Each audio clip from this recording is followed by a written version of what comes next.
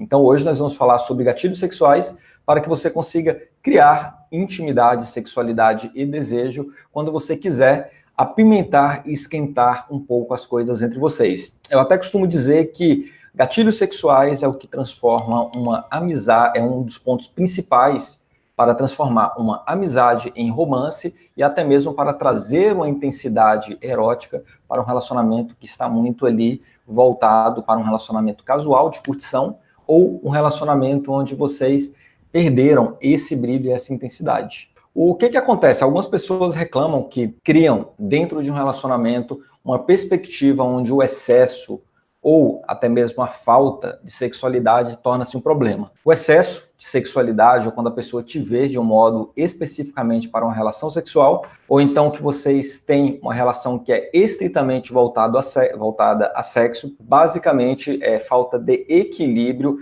nas outras áreas. Querer estar perto de alguém, gostar da companhia de alguém, desfrutar da presença de alguém é atração emocional, querer essa pessoa perto. É necessário também que se tempere com os gatilhos sexuais e por isso cada vez mais a gente se aprofunda nesse tema, inclusive revisita alguns pontos para que você tenha uma atitude sexual. De nada adianta você entrar em um relacionamento com alguém sem trabalhar adequadamente todos os pilares, até por esquecer ou por pecar pelo excesso dessa parte sexual. É muito importante você ter uma atitude onde você faz a sexualidade surgir, porque é um mito acreditar que a sexualidade, o desejo surge assim magicamente. Você aprender a lidar com a sua sensualidade, porque quando você está desconfortável com isso, você passa esse desconforto para a pessoa. Você faz com que a pessoa fique sexualmente desconfortável, porque, como você sabe, as nossas emoções, elas são contagiantes.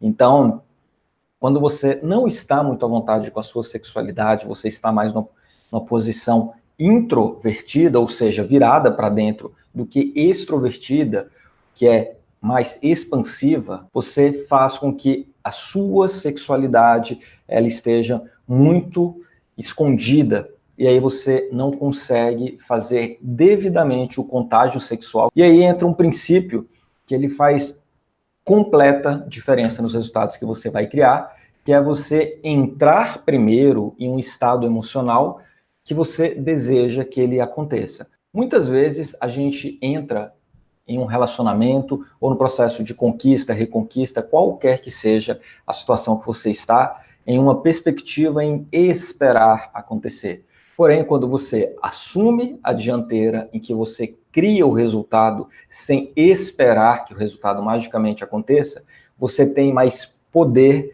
de fazer com que as coisas fluam na direção que você quer. Eu costumo dizer que é uma espécie de terceirização do poder quando você simplesmente vai lá e fica na esperança, espera que o clima entre vocês surja, a sexualidade entre vocês comece magicamente a surgir, igual foi no início de um relacionamento, quando o relacionamento já passou muito tempo, ou igual aprende-se nos filmes e nas novelas, porém tem uma série de ingredientes que acontecem ali que faz com que o clima seja uma consequência. Por exemplo, o casal eles começam a se flertar, se paquerar antes, começa a criar toda uma antecipação erótica. E o que é essa antecipação erótica? Desejar aquilo que está por vir.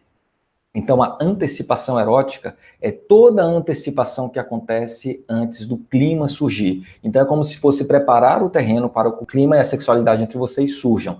E aí, entra um ponto que faz toda a diferença quando você tem essa atitude, que é você criar essa antecipação. E o que é criar essa antecipação? Imagina o clímax sexual, o beijo, ou a primeira, ou quando vocês vão fazer sexo a primeira vez, ou quando vocês vão ter uma noite romântica ou erótica, caso vocês já se conheçam há mais tempo, como clímax que tem toda uma narrativa erótica para acontecer. Então, essa antecipação erótica ela é diretamente ligada a essa narrativa erótica.